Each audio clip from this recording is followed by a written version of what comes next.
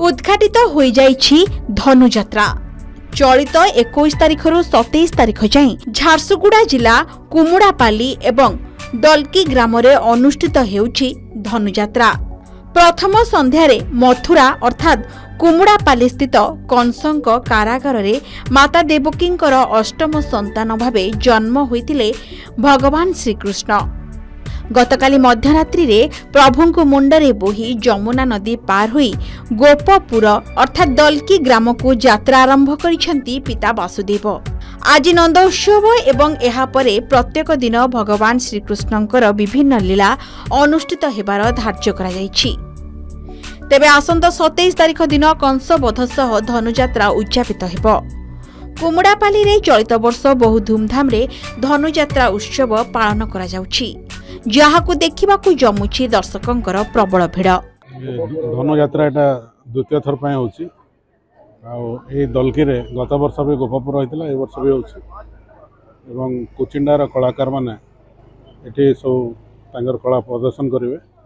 ओम पटेल हमर कंस भूमिका रे करिवे आ अन्यान्य ए गाँव बहुत सहयोग रही एकदम उल्लास सहित माने पालन करछन्ती। ए वर्ष गत वर्ष थर भी उत्कृष्टतर हवा बोली आम आशा रखीचु।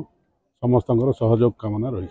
प्रकृति आम नंद गौड़ समाज जोटा नंद गोपाल समाज आठी जेन आपण मैंने आमर धनुयात्रा चली से प्रकृति नंद गोपाल समाज यहाँ कार्यक्रम गोपपुर कह जाए।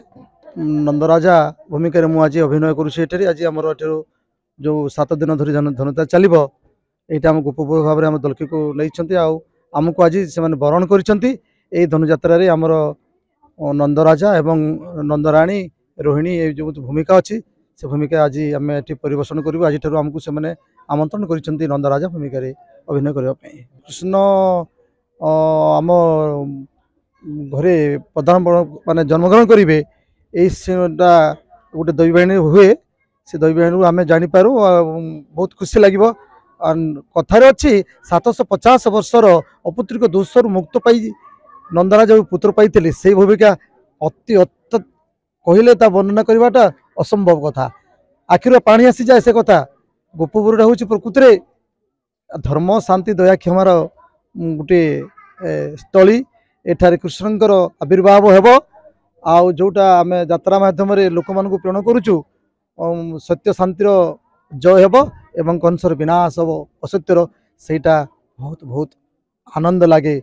जी से भूमिका अभिनय करिवो तार जीवन मध्य धन्य हो जाए। जमुछि झारसुगुड़ा स्थित धनुयात्रा नाच गीतरे कंपुची मंच। सेपटे गोपपुर कृष्णमय एपटे राजनर्तकी नृत्य रे झुमी उठिब राजदरबार सह रंगमहल, जहाकू देखिबा पाई दर्शकंकर उत्साह कहिले न सरे।